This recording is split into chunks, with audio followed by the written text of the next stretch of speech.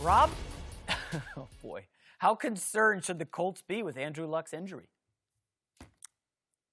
Given his history, I can understand why people are a little, leery because he's missed so much time. He's had so many injuries. But I'm going to say not too concerned from the standpoint of this.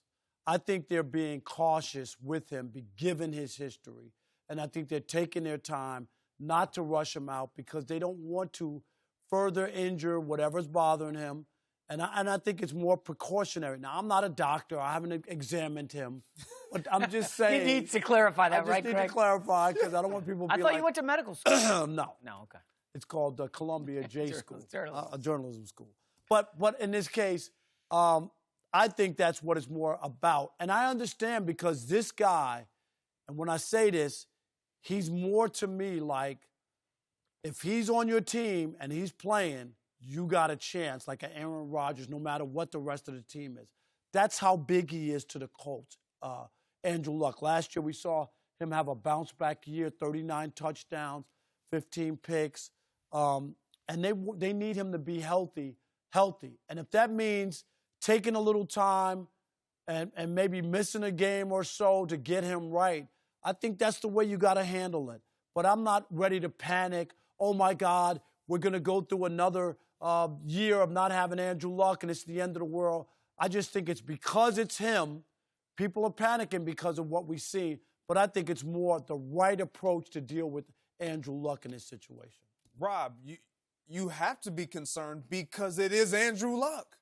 Because you know this is our guy. This is the franchise. But it's not the same injury is what I'm saying. I don't care what injury it is. I don't care if it was a hair on his head. We have to take care of this. We have to be concerned because this is what makes us go. You mentioned it. With him on the field, we don't know how great they can be. No doubt. That's no doubt. Without him out there, we're not even talking about the Indianapolis Colts. Look at this. In last year, they were 7th in passing, 7th in points, passing yards per game. The year before, when he missed all of 17, they were 30th in both categories, passing yards per game, like total yards. And then the year prior to that, in 16, they were 4th and 9th. So he is a difference maker, regardless of who you have at receiver, regardless of who you have in the backfield. We've seen him do it regardless of who you have up front blocking. That's why I mentioned him in the same breath with Aaron Rodgers when he's on that team. He's that type of a player that you have to be concerned about his health. And with him, as you mentioned, not taking a snap since, when was it, July? July 29th. You're thinking, like, when are we going to see this guy back at full strength consistently? And that's the thing that starts to draw concerns for me. And another thing, when you have one result coming back as, you know, there may be a bone issue, calf, and now it's ankle. When you start to have some variation in what it is we're looking at from an injury standpoint, now I'm concerned. Is it really what you're looking at? And Kevin Durant just texted me. Yeah, he's been through that before. You see what I'm saying? It's even worse than that because it's been 5 months, guys, and they still are only finding out now what it is. Rob, how are you not worried about this? We're talking about, hold on, not just a great quarterback, comeback player of the year last year. Oh, the Colts start 1-5, okay? They were getting shelled. They couldn't stop anybody. The defense improves, but Andrew Luck was everything. So what'd they do in the offseason? Well, he needs more guys besides T.Y. Hilton. They go get Devin Funchess, solid receiver. They draft Paris Campbell, who's slaying, by the way, Eric Ebron had an unbelievable year. This is a team built around Luck. Listen, you guys know I do a gambling podcast for FS1. I was in Vegas last month. I bet on several teams to win the Super Bowl. The Colts are one of them. They have one of the best odds to win the Super Bowl.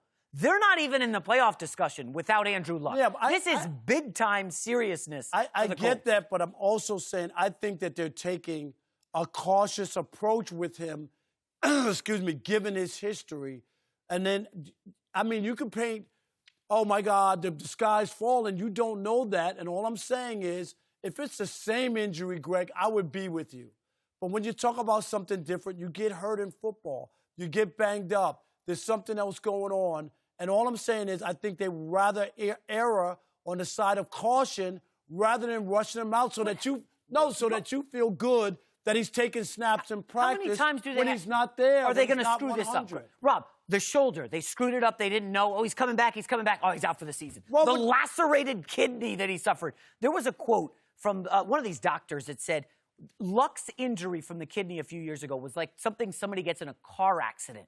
And the Colts had no clue. They were like, oh, he's almost ready. Oh, no, wait, he's done. They have consistently screwed this guy up, and it's troubling.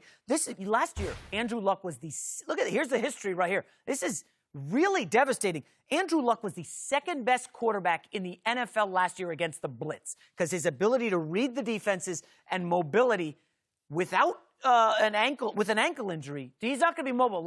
You just said, they opened against Ingram and Bosa on the Chargers. That is a fierce pass rush. If he can't run, I don't want him out there. But see, what you just said is the reason why I like this approach, because before they were always throwing stuff out there, always coming back, he's not ready. And in this case, we don't know. They're not going to do that. They're going to take their time with him. Don't tell people he's coming back and it's nothing. Make sure you know that this guy is going to be in the best shape, and don't put him out there till he's healthy. So holding him back, I get it. You want your reps, Greg, and you want him to be out there with all the other guys, but I think the Colts are doing it the right way. Take your time with Andrew Luck because you've had nothing but bad luck with him. Rob, I agree. I believe that they're taking their time and they're doing the right thing and taking the right approach. However, they should be concerned 5 months because they've been down this road too many times. And when we're talking about Andrew Luck, we're not talking about a running back that we feel like the shoes can be filled by committee. We're talking about a franchise guy who has proven that he is a difference maker. Period, clear cut, no confrontation about that. The one thing here that I don't like is the misdiagnosing of what it is. And having played and being misdiagnosed, it's not something that you take lightly as a player, which is why a lot of guys get ridiculed about going and getting a second and third opinion outside the team dynamics and the team walls. And why is that? It's because you have somebody who's not tied to your organization looking at you now and who's not kind of skewed in their conveying of what just information. It's a conflict of interest. It really is a conflict of interest really that time. Because you don't know as a player, are you really in it for me or are you trying to push me back out there when I'm really not ready? I was in Green Bay and I do not think it was intentional at all. I got my last year in Green Bay, I had a sports hernia. What it turned out to be. Well, it was diagnosed as a groin injury, which all signs led to, I felt it similar to what I felt before, and I'm like, yeah, it is a groin. I thought myself it was a groin. Well, I get a second and third opinion outside of the team, and no, it's not a groin, it's a sports hernia. So this is why when you're dealing with players of this caliber, you don't wait. And that's where I'm like, what are you guys doing? Why have you waited so long to continue to investigate what this really is? Like, send him off to specialists and let them figure out and come back with information and intel that lets you know clearly what's going on with your franchise. I think that's fair. My only concern is I'd rather them take it slow with Andrew Luck than just put him out there to please other people and to be like, oh, well, he's out there, he'll be fine. No, let's not say that because they've done this in the past and he hasn't been fine. So let's take our time.